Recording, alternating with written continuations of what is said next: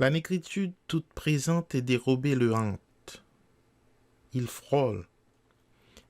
Il se frôle à son aile soigneuse. Elle palpite. Tout est ployé à travers lui comme sa profonde mémoire et son exigence la plus haute. Comme son enfance ensevelie, trahie, et l'enfance de sa race et l'appel de la terre. Comme le fourmillement des instincts et l'indivisible simplicité de la nature. Comme le pur legs de ses ancêtres et comme la morale qui devrait unifier sa vie tronquée.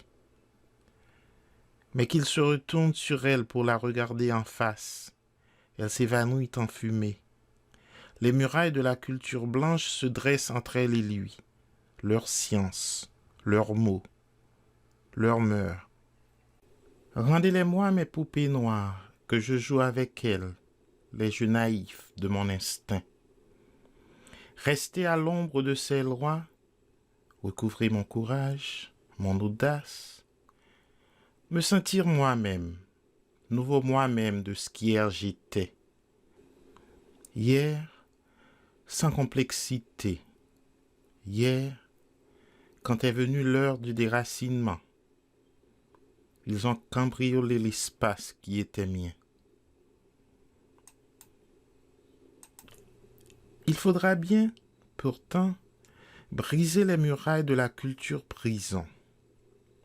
Il faudra bien, un jour, retourner en Afrique. Ainsi sont indissolublement mêlés chez le VAT de la négritude le thème du retour au pays natal et celui de la redescente aux enfers éclatants de l'âme noire. Il s'agit d'une quête, d'un dépouillement systématique et d'une ascèse qu'accompagne un effort continu d'approfondissement. Et je nommerai orphique cette poésie, parce que cette inlassable descente du nègre en soi-même me fait songer à Orphée, allant réclamer Eurydice à Pluton. Ainsi, par un bonheur poétique exceptionnel, c'est en s'abandonnant aux transes, en se roulant par terre comme un possédé en proie à soi-même, en chantant ses colères, ses regrets ou ses détestations, en exhibant ses plaies, sa vie déchirée entre la civilisation et le vieux fond noir. Bref, en se montrant le plus lyrique que le poète noir atteint le plus sûrement à la grande poésie collective. En ne parlant que de soi, il parle pour tous les nègres. C'est quand il semble étouffé par les serpents de notre culture qu'il se montre le plus révolutionnaire. Car il entreprend alors de ruiner systématiquement l'acquis européen, et cette démolition en esprit symbolise la grande prise d'armes future par quoi les nègres détruiront leurs chaînes. Un seul exemple suffit pour éclairer cette dernière remarque. La plupart des minorités ethniques au XIXe siècle, en même temps qu'elles luttaient pour leur indépendance, ont passionnément tenté de ressusciter leur langue nationale. Pour pouvoir se dire irlandais ou hongrois, il faut sans doute appartenir à une collectivité qui jouisse d'une large autonomie économique et politique. Mais pour être irlandais, il faut aussi penser irlandais. Ce qui veut dire avant tout penser en irlandais. Les traits spécifiques d'une société correspondent exactement aux locutions intraduisibles de son langage. Or, ce qui risque de freiner dangereusement l'effort des Noirs pour rejeter notre tutelle, c'est que les annonciateurs de la négritude sont contraints de rédiger en français leur évangile. Dispersés par la traite aux quatre coins du monde, les Noirs n'ont pas de langue qui leur soit commune. Pour inciter les opprimés à s'unir, ils doivent avoir recours aux mots de l'oppresseur. C'est le français qui fournira au chantre noir la plus large audience parmi les Noirs, au moins dans les limites de la colonisation française.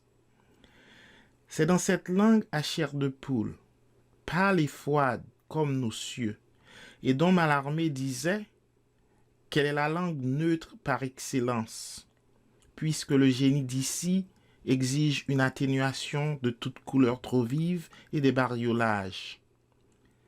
C'est dans cette langue pour eux à demi morte que Damas, Diop, Lalo, Rabea Rivelo vont verser le feu de leur ciel et de leur cœur. Par elles seules, ils peuvent communiquer. Semblables aux savants du XVe siècle qui ne s'entendaient qu'en latin, les Noirs ne se retrouvent que sur le terrain plein de chaustrats que le blanc leur a préparé. Entre les colonisés, le colon s'est arrangé pour être l'éternel médiateur. Il est là, toujours là, même absent, jusque dans les conciliabules les plus secrets. Et comme les mots sont des idées, quand le nègre déclare en français qu'il rejette la culture française, il prend d'une main ce qu'il repousse de l'autre. Il installe en lui comme une broyeuse l'appareil à penser de l'ennemi.